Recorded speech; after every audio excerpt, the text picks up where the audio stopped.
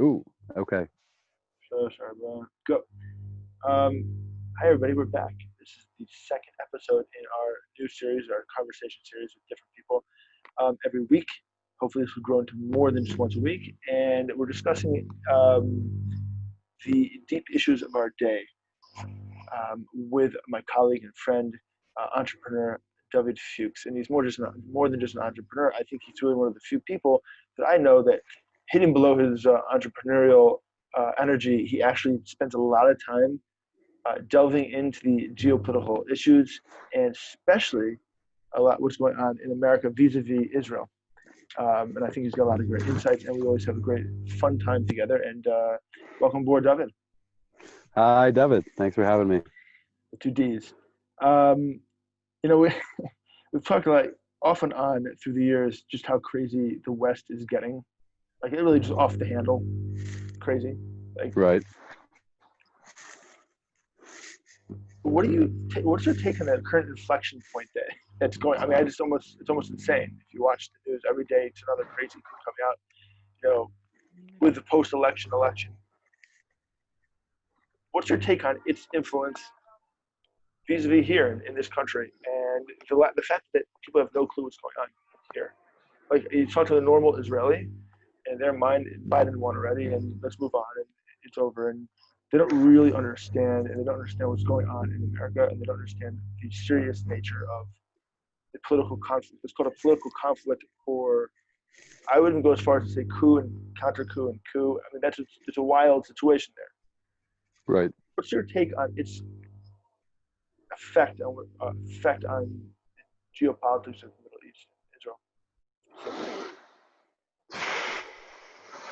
Um, so when I like pretty much all Israelis that I speak to, I was just with my son at the dentist today, and I'm chatting with the dentist students working on my son, and I mentioned that somehow Trump came up because he always does, right?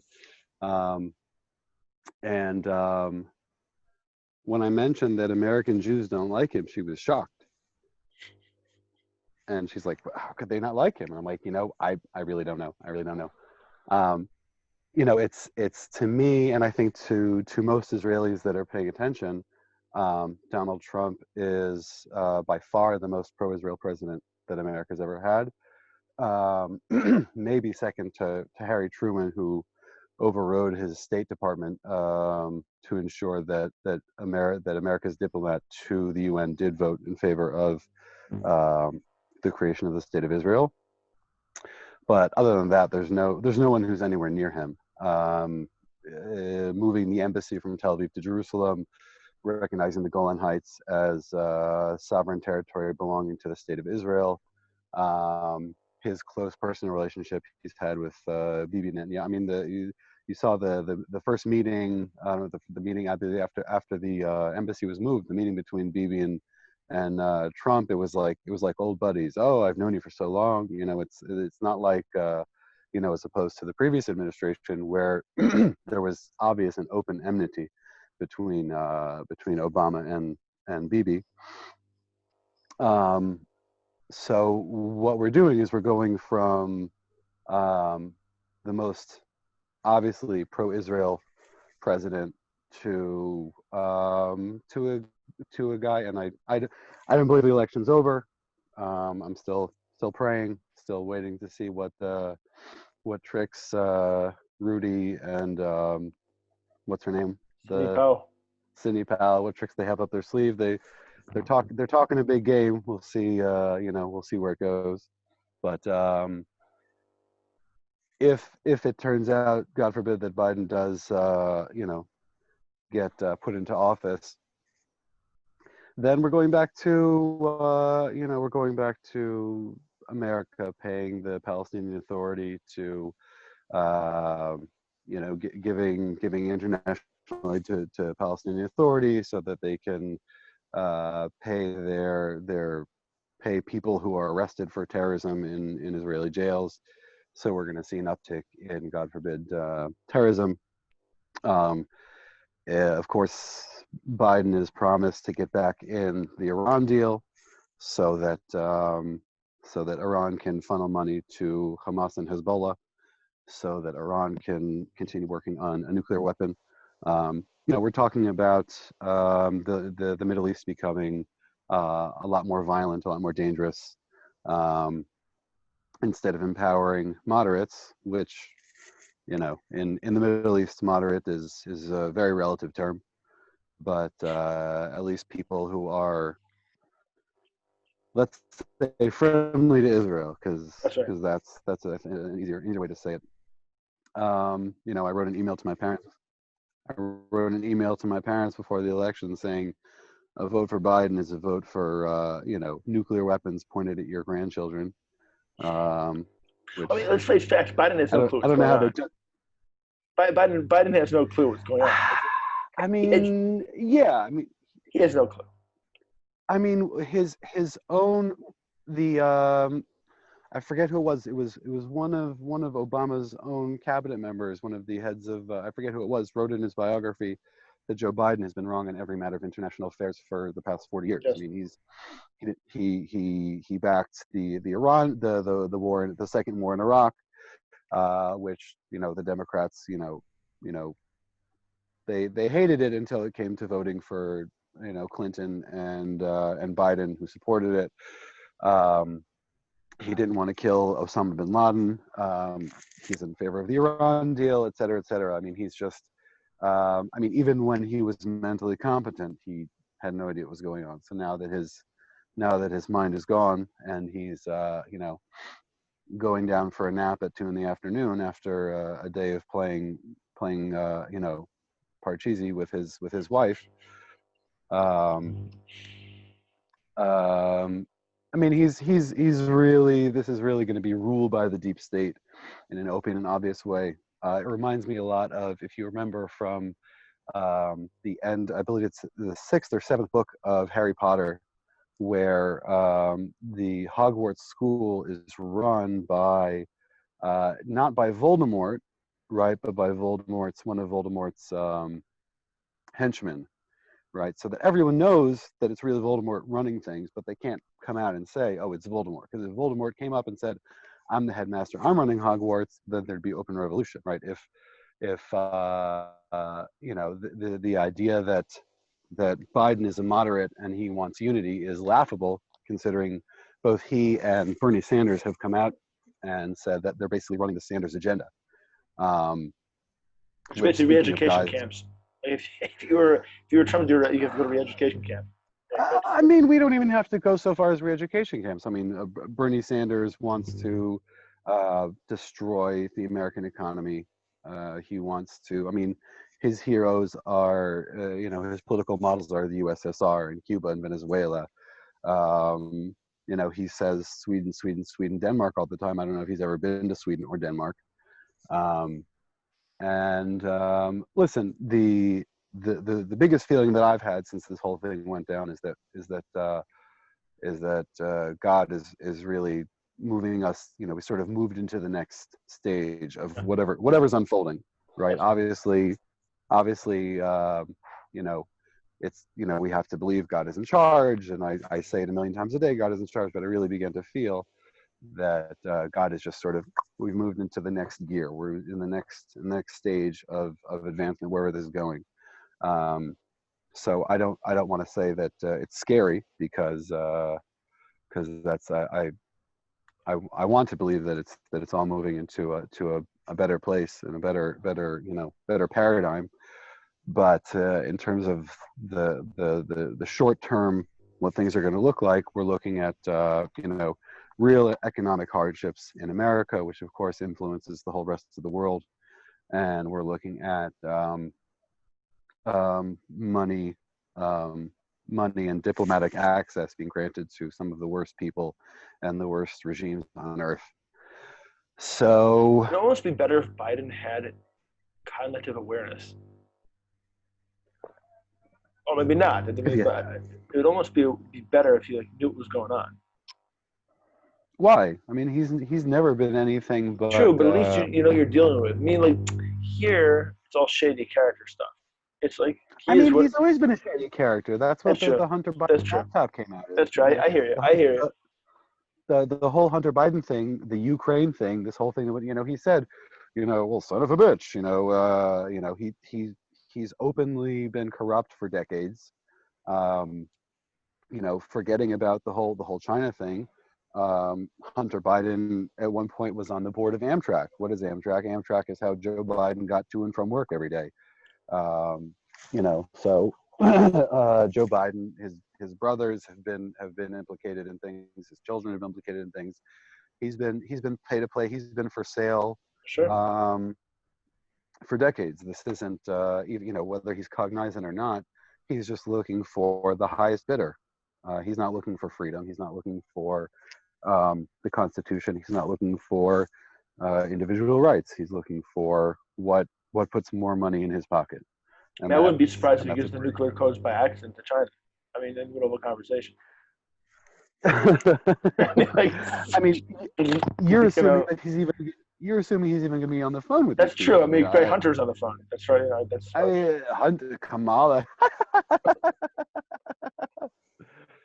Oh my God. I mean, it's. I mean, that's one of the things that sort of makes me, think things are just so upside down and so plain. These people are so plainly corrupt. So obviously and openly corrupt. We had 4 years of everyone telling us what a monster Donald Trump is. Go away. We had 4 years. Close the door, please. Sorry. We had 4 years of everyone telling us what a monster Donald Trump is. We never found one. The millions of dollars and the hundreds of whether you're journalists. The Southern District of New York, et cetera. Every single person with a blog is trying to and anyone related to him. We had people getting interviewed by MSNBC and CNN who wrote a 700-page scathing expose about how Donald Trump burped a decade ago and didn't say excuse me.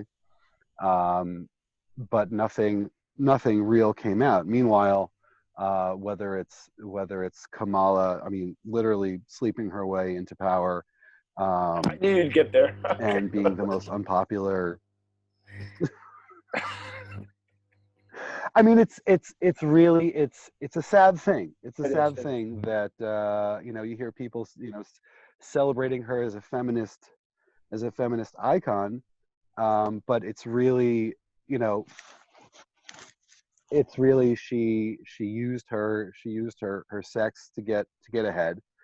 I mean, feminist icon seems to mean you live down negative stereotypes and then get celebrated for it, right? She used her feminine wiles to gain seats of power, to gain access. She was particularly cruel and abusive of the power she was given. And then at the end of the day, she was chosen by an old, rich white man. If anyone's part of the patriarchy, it's Biden, spending 47 years in Washington, D.C. So the patriarchy chooses her to be a figurehead, and all of a sudden it's, they're not talking about Kellyanne Conway, who helped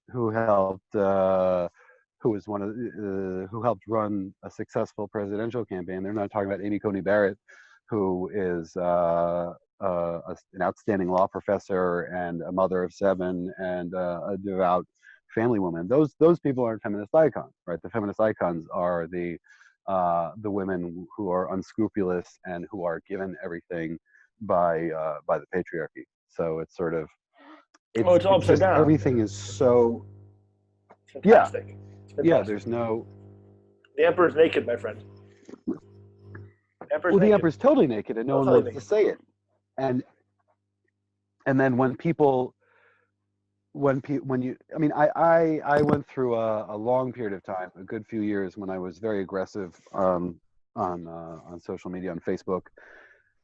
I started off really just asking questions. I wasn't a Trump guy from the beginning. as a devotee of Ben Shapiro, I was a Ted Cruz guy. But then once I saw Donald Trump really challenging the establishment through making fake news a thing, um, I became more and more interested in what he had to say. And I would ask people questions, right? Because it seemed to me that any attack that was being leveled at Donald Trump was much more realistically to be thrown at Hillary Clinton, right? He's a misogynist. Oh, because Hillary Clinton and George Stephanopoulos would suppress what they called bimbo eruptions, where Bill Clinton would attack women, and then George Stephanopoulos and Hillary Clinton would intimidate them and make sure they kept their mouth shut, right? What else did they say about Trump? They say he's a dirtbag. Well, Bill Clinton is pretty dirty. They say he's got shady business dealings. What's this whole Whitewater thing, right? What is the Vince Foster, right? The Clinton aide who committed suicide by shooting himself twice in the back of the head, right? So there was documents in his office at the time that he died that were later found in I don't remember my source on this, so anyone who's interested has to look it up on their own. Documents that were removed from his office that had Hillary Clinton's fingerprints on them, right? So she might not have killed him, but she definitely was going through his things after he died. And it's because of that Hillary Clinton is the only first lady to have ever been fingerprinted, right? So when I hear people saying these terrible things, calling Donald Trump an anti-Semite, I remember the sort of the weird logical progression they made. Steve Bannon was one of his main advisors, and Steve Bannon said he didn't want his kids going to school with Jews or something like that, and so then Donald Trump is a racist, or is an anti-Semite. Meanwhile, Barack Obama is cozying up to making an illegal treaty with Iran, dropping them billions of dollars of cash, and Iran literally has a day called Death to America Day. They openly shout death to Israel. They're openly committed to destroying the Jewish state and everyone in it.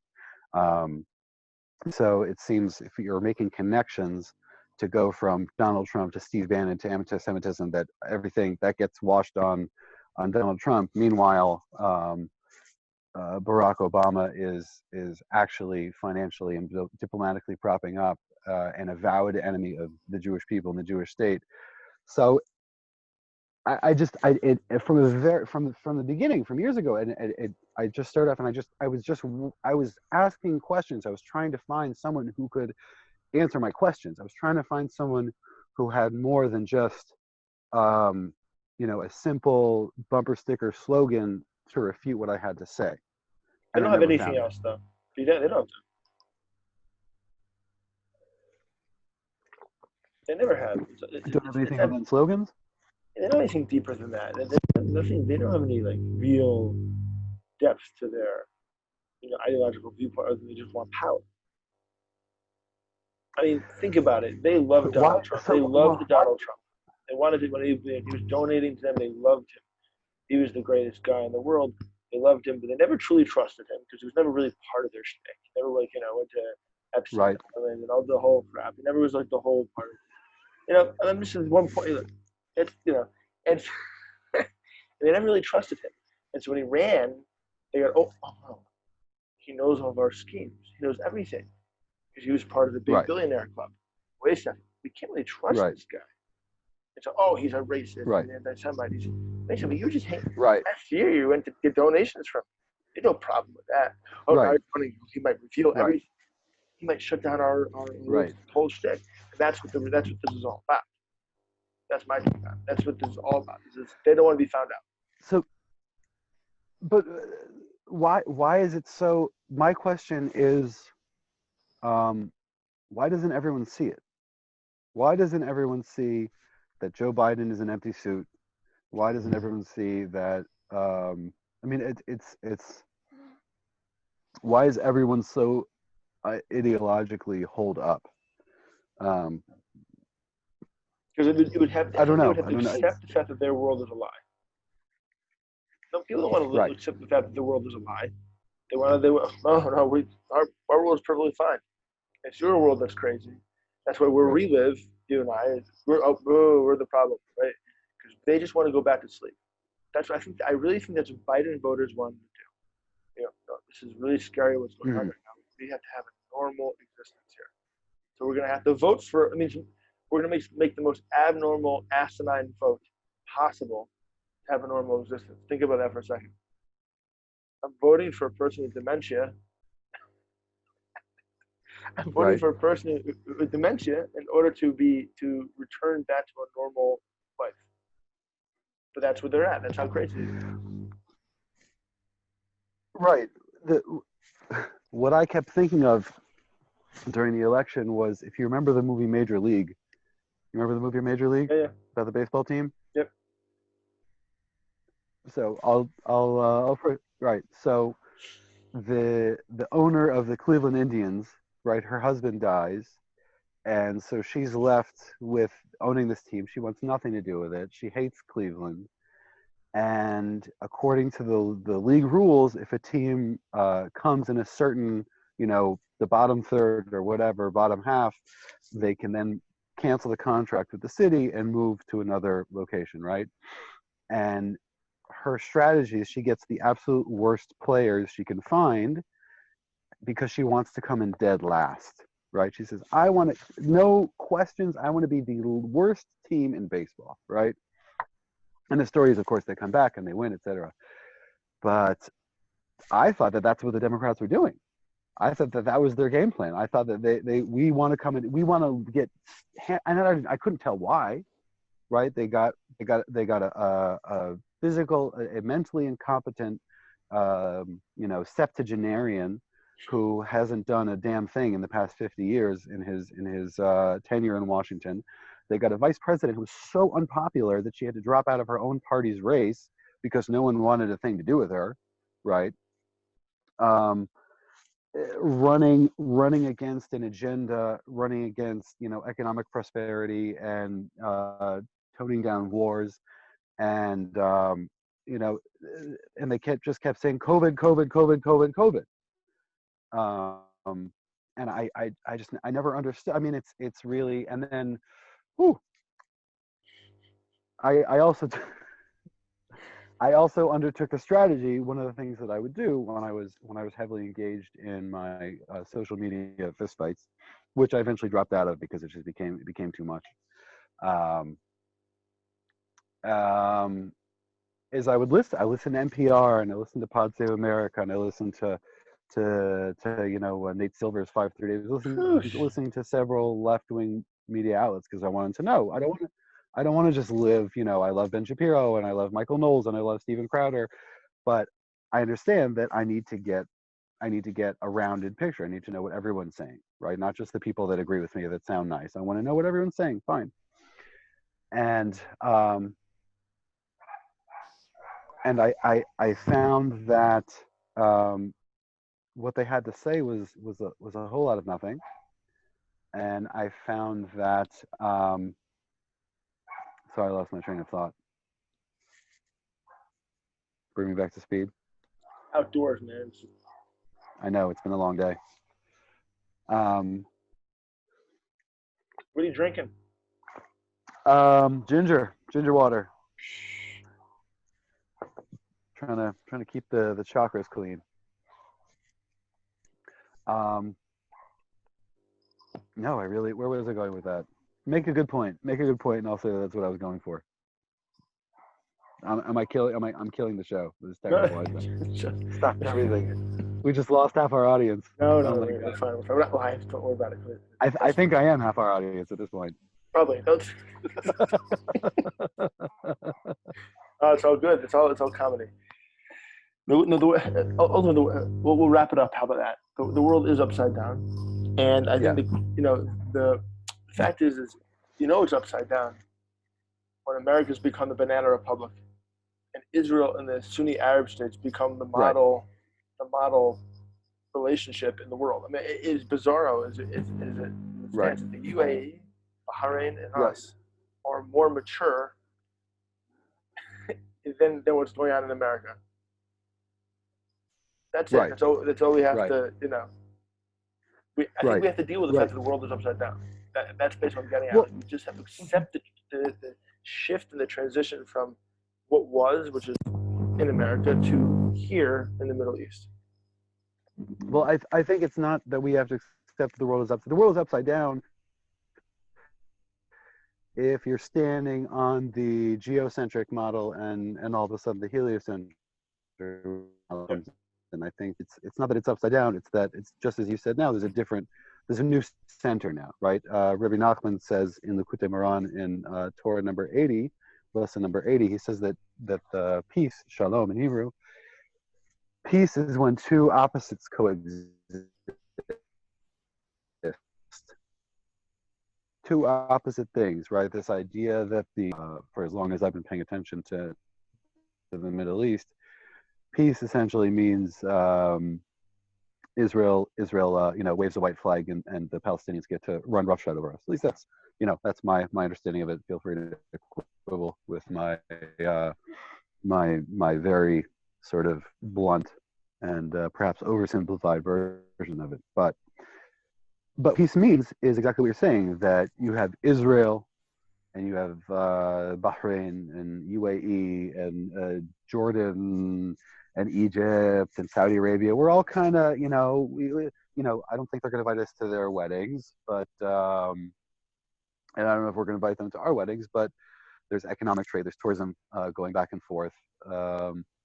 And that's according to what the Torah says, where Rabbi Nachman says that's peace, as opposed to try walking down the streets of Chicago wearing a red hat and see how far you get. It's not going to go too well for you, right?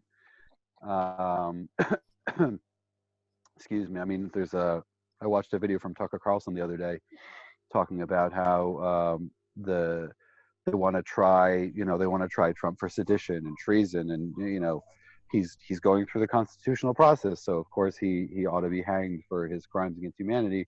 Meanwhile, Al Gore in 2000 did the exact same thing, and he was later given the Nobel Peace Prize. No, so I think that the idea is not yet. It seems upside down now because we grew up in this different paradigm where America is the center, and America is the center of prosperity and the center of stability. And it's shifting. The problem is that the biggest center of gravity in the room at this point is going to be China.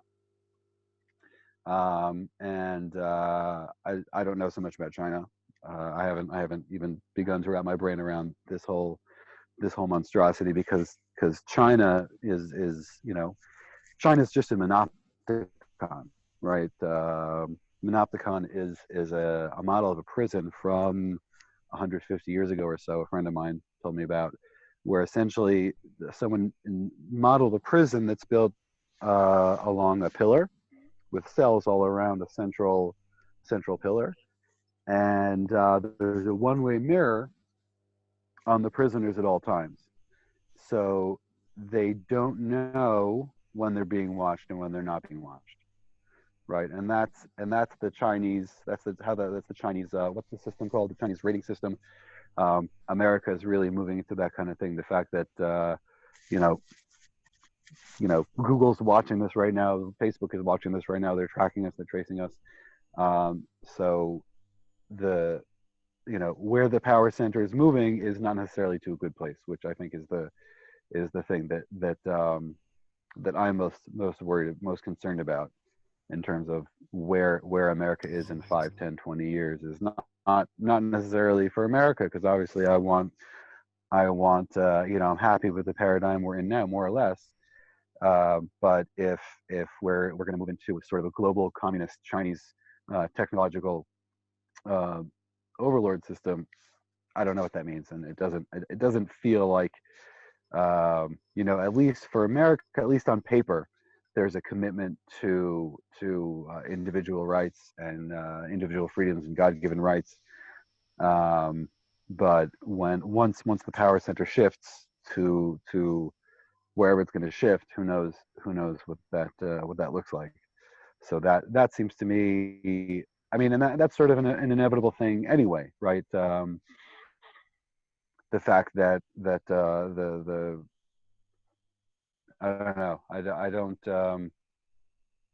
All empires fall, It's and true. all It's true. empires end, and you know, Now, I would have hoped. let's close with this. Let's close with this. It doesn't have to be China where the center shifts to. I really firmly believe that there's something amazing going on right now in the fact that we have Arab countries and us working together. It could shift to here. Let's be optimistic, my friend. Pick a finger. What does that even mean? I mean, I you I need want, you I want need to end, I want, to, I want, I want to end the show on some optimism. That's why. optimism's nice, but I just don't even. Yeah, it would You, be nice if the Messiah came and the world was brought to perfection, and Israel Rising would be the official media channel of the third temple. it's true. I mean, That'd be listen, nice. I mean, I hear you. I hear we're heading towards. We have to accept once again that we live in an upside down world. I just feel like from my very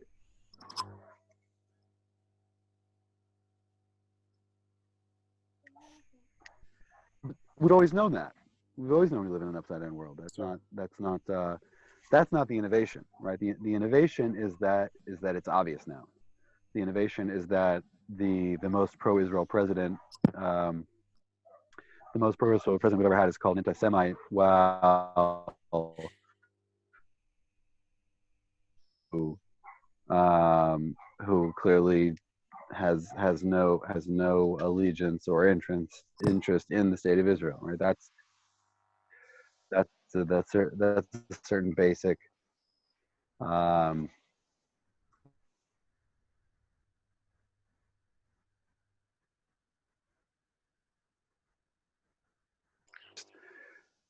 it's if you when one analyzes the story more scene by scene, it seems like just a political drama, right? It could be a movie, it could be a novel, right? But when all the events come together and you see it from a bigger picture, then you start to see God's hand in it, and then you start to see how all the things, the previous relationships and the future relationships, everything comes in line. So so the piece that I wrote the piece that I wrote for you about a week ago, I talk about I wrote about how I had a professor once who said that the Torah is a five book system, and it really should be a hexateuch. It should be a 6 book system, right? Because according to his understanding of things, starts at creation, the forefathers, Abraham, Isaac, and Jacob, slavery in Egypt, etc., all the way through, God is promising the Jewish people, Israel, you're going to Israel, you're going to Israel, you're going to Israel. And how does the Torah end? It doesn't end with going to Israel. It ends with Moses dying just outside of Israel, and then goes back to the beginning, right? So according to his mind, right, who's not a religious Jew, really the Torah, it doesn't make sense. Really, the Torah should have ended with, just for on a pure narrative point of view, it should resolve, right? It should go and end with the Jewish people coming to the land of Israel. But what happens is you have this person who's so stuck on the narrative and how the Torah is badly done and incorrect and put together by a bunch of yokels in the Fertile Crescent, 3,000-ish years ago. He doesn't see that the Torah, that while the Torah never gets us quite to Israel, it always gets us a little bit closer. The Jewish people are back in Israel, right? So when we pay too much attention to the day-to-day, the nitty-gritty events, what is Rudy Giuliani saying? What is Sidney Powell saying? What is Joe Biden saying? What is Kamala, et cetera? These little granular moments, right? Then we miss the broader motion, the broader movement, and where things are and where they're heading on a global scale. And that, I think, that's my message of hope, right? Because what happens tomorrow, who knows? Whenever Tom Woods saying, what are we expecting for everyone's got these, podcast. What's 4 years? What does it look like? 4 years of Biden? What's next for Donald Trump? I don't care, because, you're just wish casting. my the hope that I want to that I try and take with me is that on a long enough timeline, things are moving in a better direction. Things Yep. are moving in a positive place. And we've had good kings throughout the world. We've had bad kings throughout the world. And if Biden comes in and he sets the Middle East on fire, okay, we've been through that before. We've been there and done that. So We've been there, done that. can't get any worse. Yeah, yeah. I mean, and so I would I think that the time is to. I mean, what am I always going to say? I'm going to say it's time to pray, right? We always got to pray. That's the main thing. And just know that it's just like someone who spends 10, 20, 30 years smoking and eating ice cream every day. If he decides he wants to quit smoking and lose some weight, the first thing he's got to do is step on the scale and see, wow, I'm in bad shape. And I think the pain that people who want to see it, the pain that we're feeling, is simply that I think the greatest gift that Donald Trump has given us is that he's taken the scales off our eyes, as they say. He's really uncovered the government corruption, the media corruption, the school system corruption, all the various corruptions and entrenched hegemonies that have been going on for the past who knows how long. And I think ultimately it's better to if things are hard and you know that they're hard, it's a much better place to be than if things are hard and you've still got that matrix pin in the back of your head and you're living in the pod just powering the machine. Okay, with that, let's call it the evening, my friend. Stay real. God bless. God bless. Israel rising.